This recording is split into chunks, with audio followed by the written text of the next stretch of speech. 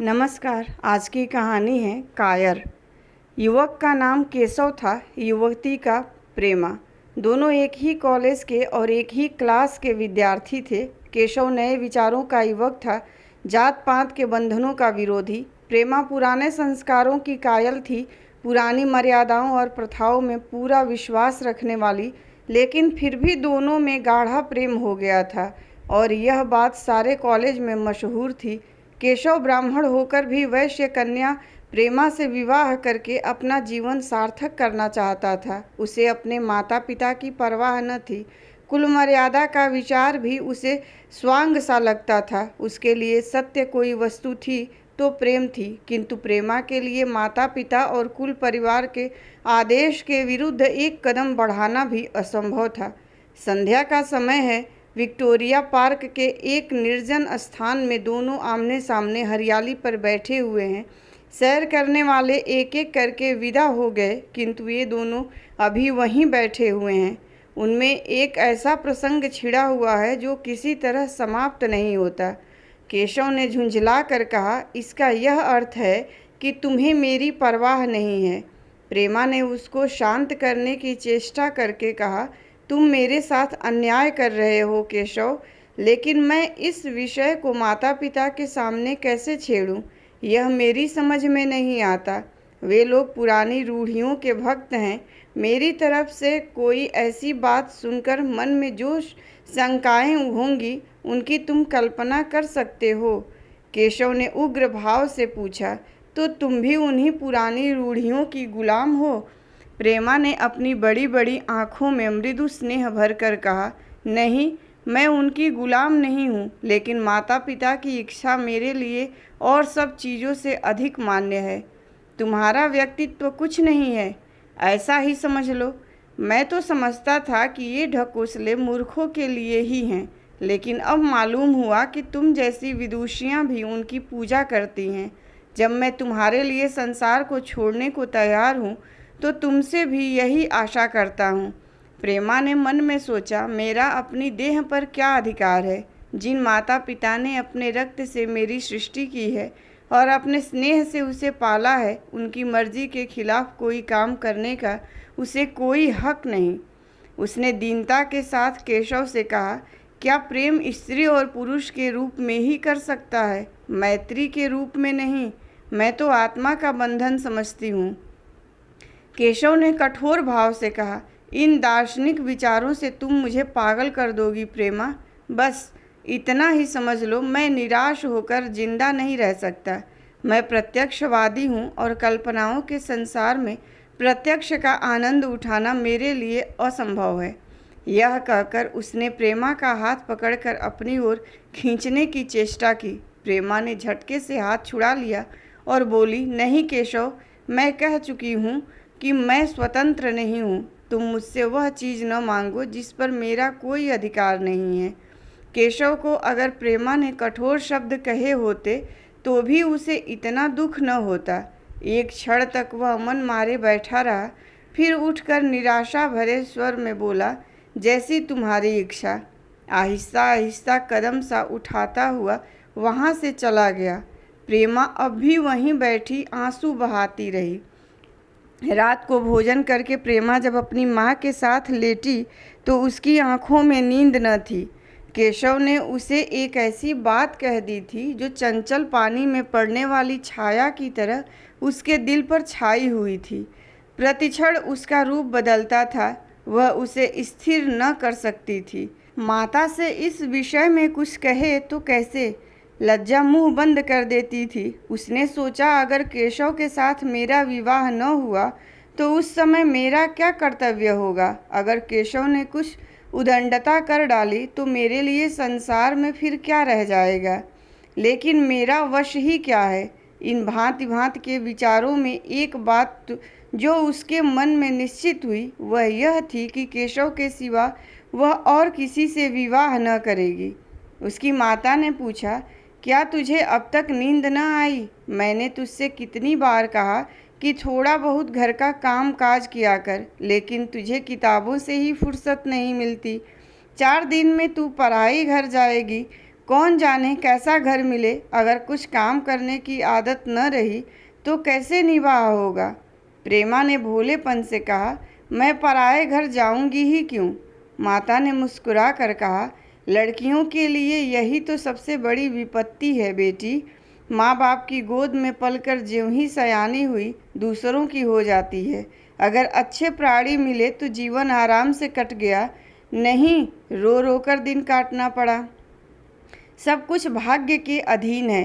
अपनी बिरादरी में तो मुझे कोई घर नहीं भाता, कहीं लड़कियों का आदर नहीं, लेकिन करना तो बिरादरी में ही पड़ेगा। न जाने यह जात पात का बंधन कब टूटेगा।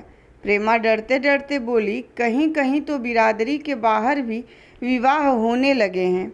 उसने कहने को कह दिया, लेकिन उसका हृदय कांप रहा था कि माता जी कुछ भांप न जाएं। माता ने विस्मय के साथ पूछा, क्या हिंदुओं में ऐसा हुआ है।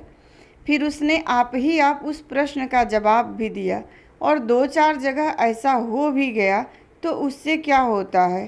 प्रेमा ने इसका कुछ जवाब न दिया। भय हुआ कि माता कहीं उसका आशय समझ न जाए। उसका भविष्य एक अंधेरी खाई की तरह उसके सामने मुंह खोले खड़ा था, मानो उसे निगल जाएगा। उसे न जाने कब नींद आ गई।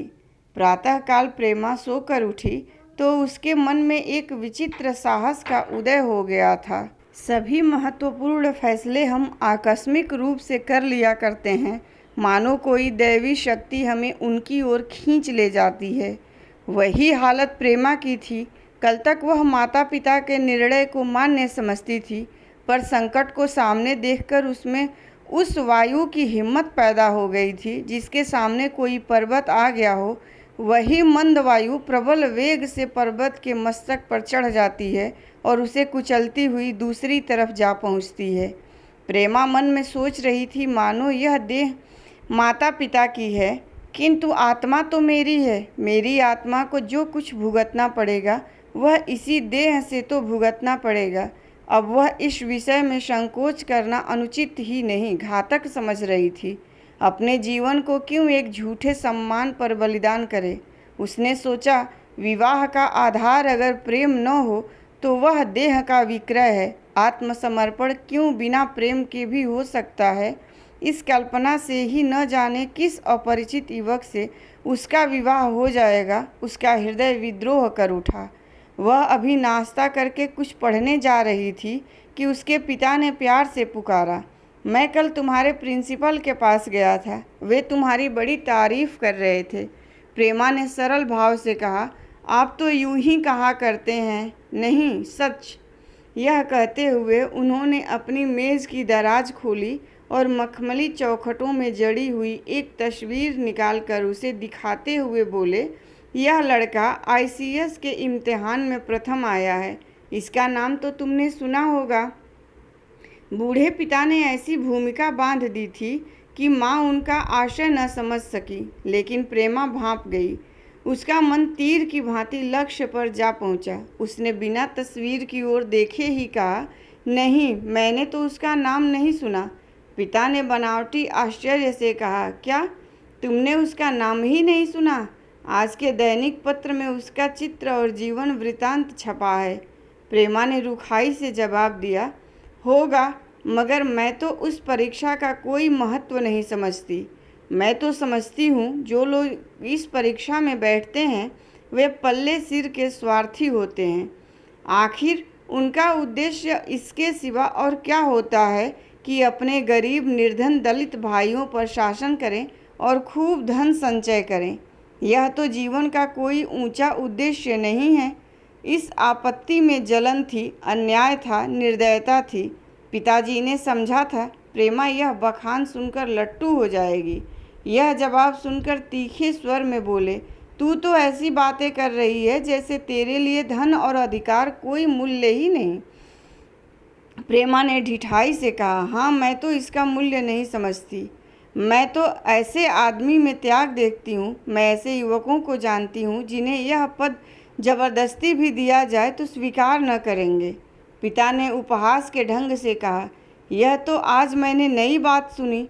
मैं तो देखता हूँ कि छोटी छोटी नौकरियों के लिए लोग मारे मारे फिरते हैं। मैं ज़रा उस लड़के की सूरत देखना चाहता हूँ जिसमें इतना त्याग हो। मैं तो उसकी पूजा करूँगा। शायद किसी दूसरे अवसर पर ये शब्द सुनकर प्रेमा लज्जा से सिर झुका लेती, पर इस समय उसकी दशा उस सिपाही की सी थी जिसके पीछे गहरी खाई हो। आगे बढ़ने के सिवा उसके लिए और कोई मार्ग न था। अपने आवेश को संयम से दबाती हुई, आंखों में विद्रोह भरे, वह अपने कमरे में गई और केशव के कई चित्रों में से वह एक चित्र चुनकर लाई जो उसकी निगाह में सबसे खराब था और पिता के सामने रख दिया। बूढ़े पिताजी ने चित्र को उपेक्षा के भाव से देखना चाहा, लेकिन पहली दृष्टि ही में उसने उन्हें आकर्षित कर लिया। ऊंचा कद था और दुर्बल होने पर भी उसका गठन स्वास्थ्य और संयम का परिचय दे रहा था। मुख पर प्रतिभा का तेज न था, पर विचारशीलता का कुछ ऐसा प्रतिबिंब था जो उसके मन में विश्वास पैदा करता था। उन्होंने इस चित्र की ओर देखते हुए पूछा, यह किसका चित्र है? प्रेमा ने संकोच से सिर झुकाकर कहा, यह मेरे ही क्लास में पढ़ते हैं। अपनी ही बिरादरी का है? प्रेमा की मुख मुद्रा धूमिल हो गई। इसी प्रश्न के तो उत्तर पर उसकी किस्मत का फैसला हो जाएगा। उसके मन में पछतावा हुआ कि व्यर्थ में इस चित्र को यहाँ लाई। उसमें एक क्षण के लिए जो दृढ़ता आई थी वह इस पैने प्रश्न के सामने कातर हो उठी। दबी हुई आवाज़ में बोली, जी नहीं, वह ब्राह्मण हैं। और यह कहने के साथ ही क्षुब्ध होकर कमरे से निकल गई, मानो यहाँ की वायु में उसका गला घुटा जा रहा हो, और दीवार की आड़ में होकर रोने लगी।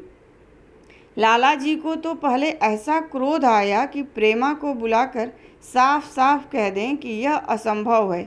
वे उसी गुस्से में दरवाजे तक आए, लेकिन प्रेमा को रोते देखकर नम्र हो गए। इस युवक के प्रति प्रेमा के मन में क्या भाव थे, यह उनसे छिपा न रहा।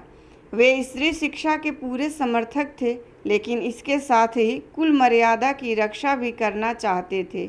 अपनी ही जाति के सुयोग्य वर के लिए अपना सर्वस्व अर्पण कर सकते थे, लेकिन उस क्षेत्र के बाहर कुलीन से कुलीन और योग्य से योग्य वर की कल्पना भी उनके लिए असह्य थी। इससे बड़ा अपमान वे सोच ही न सकते थे। उन्होंने कठोर स्वर में कहा, आज से कॉलेज जाना बंद कर दो। अगर शिक्षा कुल मर्यादा को डुबोना ही सिखाती है तो कुशिक्षा है। प्रेमा ने कातर कंठ से कहा, परीक्षा तो समीप आ गई है। लाला जी ने दृढ़ता से कहा, आने दो, और फिर अपने कमरे में जाकर विचारों में डूब गए। 6 महीने गुजर गए। लाला जी ने घर में आकर पत्नी को एकांत में बुलाया और बोले, जहाँ तक मुझे मालूम है केशव बहुत ही सुशील और प्रतिभाशाली युवक है। मैं तो समझता हूँ प्रेमा इस शोक में घुल घुल कर प्राण दे देगी। तुमने भी समझाया, मैंने भी समझाया, दूसरों ने भी समझाया, पर उस पर कोई असर ही नहीं होता। ऐसी दशा में हमारे लिए और क्या उपाय है? उनकी पत्नी ने चिंतित भाव से कहा, कर तो दोगे, लेकिन रहोगे कहाँ? न जाने कहाँ से यह कुलक्षणी मेरे कोख में आई।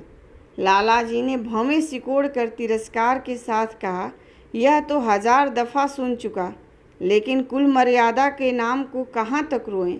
चिड़िया का पर खोल कर यह आशा करना कि वह तुम्हारे आंगन में ही फुदकती रहेगी भ्रम है। मैंने इस पर ठंडे दिल से विचार किया है और इस नतीजे पर पहुंचा हूं कि हमें इस अपधर्म को स्वीकार कर लेना ही चाहिए। कुल मर्यादा के नाम पर मैं प्रेमा की हत्या नहीं कर सकता। दुनिया हंसती हो हंसे, मगर वह ज़माना बहुत जल्द आने वाला है जब ये सभी बंधन टूट जाएंगे। आज भी सैकड़ों विवाह जात पात के बंधनों को तोड़कर हो चुके हैं। अगर विवाह का उद्देश्य स्त्री और पुरुष का सुखमय जीवन है तो हम प्रेमा की उपेक्षा नहीं कर सकते। वृद्धा ने क्षुब्ध होकर कहा, जब तुम्हारी यही इच्छा है तो मुझसे क्या पूछते हैं? लेकिन मैं कह देती हूँ कि मैं इस विवाह के नज़दीक न जाऊँगी, न कभी इस छोकरी का मुँह देखूँगी। समझ लूँगी जैसे और सब लड़के मर गए वैसे यह भी मर गई। तो फिर आखिर तुम क्या करने को कहती हो? क्यों नहीं उस लड़के से विवाह कर देते, उसमें क्या बुराई है। वह 2 साल में सिविल सर्विस पास करके आ जाएगा। से केशव के पास क्या रखा है, बहुत होगा किसी दफ्तर में क्लर्क हो जाएगा। और अगर प्रेमा प्राण हत्या कर ले तो कर ले, तुम तो उसे और शह देते हो। जब उसे हमारी परवाह नहीं तो हम उसके लिए अपने नाम को क्यों कलंकित करें। प्राण हत्या करना कोई खेल नहीं है, यह सब धमकी है। मन घोड़ा है, जब तक उसे लगाम न दो पूंछ पर भी हाथ न रखने देगा। जब उसके मन का यह हाल है तो कौन कहे केशव के साथ ही जिंदगी भर निबाह करेगी। जिस तरह आज उससे प्रेम है उसी तरह कल दूसरे से हो सकता है। तो क्या पत्ते पर अपना मांस बिकवाना चाहते हो। लाला जी ने स्त्री को प्रश्न सूचक दृष्टि से देखकर कहा, और अगर वह कल खुद जाकर केशव से विवाह कर ले तो तुम क्या कर लोगी। फिर तुम्हारी कितनी इज्जत रह जाएगी। वह चाहे संकोचवश या हम लोगों के लिहाज से यूं ही बैठी रहे, पर यही जिद पर कमर बांध ले, हम कुछ कर नहीं सकते। इस समस्या का ऐसा भीषण अंत भी हो सकता है, यह इस वृद्धा के ध्यान में भी न आया था। यह प्रश्न बम के गोले की तरह उसके मस्तक पर गिरा। एक क्षण वह अवाक बैठी रह गई, मानो इस आघात ने उसकी बुद्धि की धज्जियां उड़ा दी हों। फिर पराभूत होकर बोली, तुम्हें अनोखी ही कल्पनाएं सूझती हैं। मैंने तो आज तक कभी भी नहीं सुना कि किसी कुलीन कन्या ने अपनी इच्छा से विवाह किया है। तुमने न सुना हो, लेकिन मैंने सुना है और देखा है, और ऐसा होना बहुत संभव है। जिस दिन ऐसा होगा उस दिन तुम मुझे जीती न देखोगे। मैं यह नहीं कहता कि ऐसा होगा ही, लेकिन होना संभव है। तो जब ऐसा होना है तो इससे तो यही अच्छा है कि हम ही इसका प्रबंध करें। जब नाक ही कट रही है तो तेज छुरी से क्यों न कटे। कल केशव को बुलाकर देखो क्या कहता है। केशव के पिता सरकारी पेंशनर थे, मिजाज के चिड़चिड़े और कृपण। धर्म के आडंबरों में ही उनके चित्त को शांति मिलती थी। कल्पना शक्ति का अभाव था, किसी के मनोभावों का सम्मान न कर सकते थे।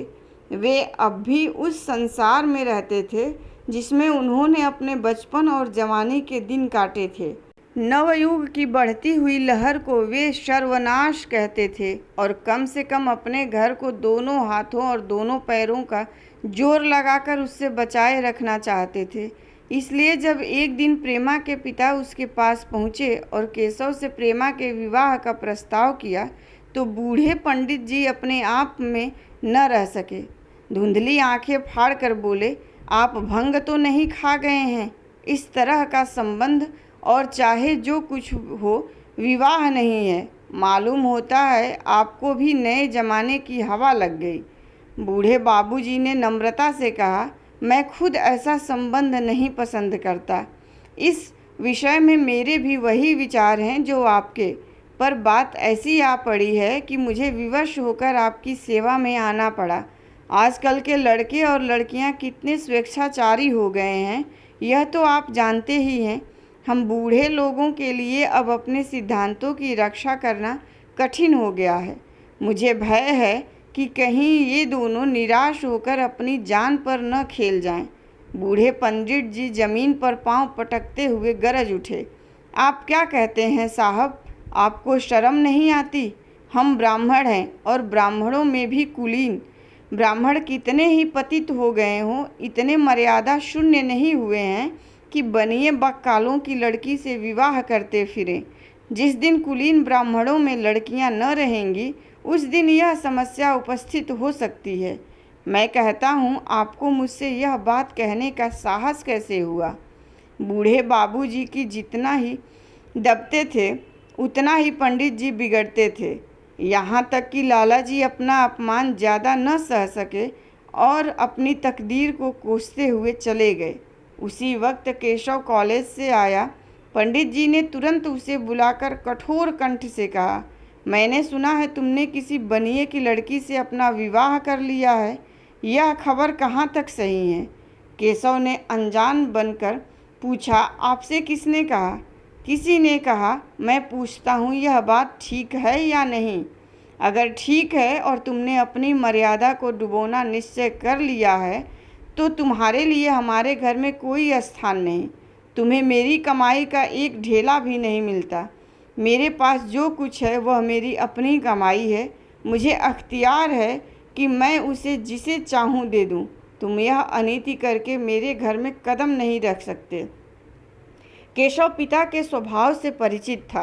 प्रेमा से उसे प्रेम था। वह गुप्त रूप से प्रेमा से विवाह कर लेना चाहता था। बाप हमेशा तो बैठे न रहेंगे। माता के स्नेह पर उसे विश्वास था। उस प्रेम की तरंग में वह सारे कष्टों को झेलने के लिए तैयार मालूम होता था। लेकिन जैसे कोई कायर सिपाही बंदूक के सामने जाकर हिम्मत खो बैठता है और कदम पीछे हटा लेता है, वही दशा केशव की हुई। वह साधारण युवकों की तरह सिद्धांतों के लिए बड़े बड़े तर्क कर सकता था, जबान से अपनी भक्ति की दुहाई दे सकता था, लेकिन इसके लिए यातनाएं झेलने की सामर्थ्य उसमें न थी। अगर वह अपनी जिद पर अड़ा और पिता ने भी अपनी टेक रखी तो उसका कहाँ ठिकाना लगेगा। उसका जीवन ही नष्ट हो जाएगा। उसने दबी जबान में कहा, जिसने आपसे यह कहा है बिल्कुल झूठ कहा है। पंडित जी ने तीव्र नेत्रों से देखकर कहा, तो यह खबर बिल्कुल गलत है? जी हाँ, बिल्कुल गलत। तो तुम आज ही इसी वक्त उस बनिए को खत लिख दो और याद रखो कि अगर इस तरह की चर्चा फिर कभी उठी तो तुम्हारा सबसे बड़ा शत्रु होऊंगा।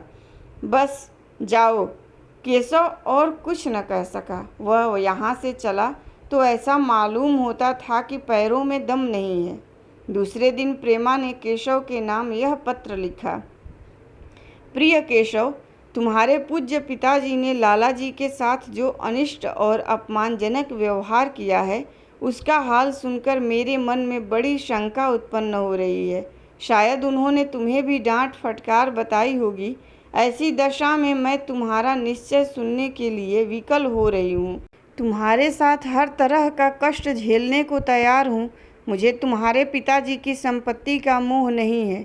मैं तो केवल तुम्हारा प्रेम चाहती हूँ और उसी में प्रसन्न हूँ।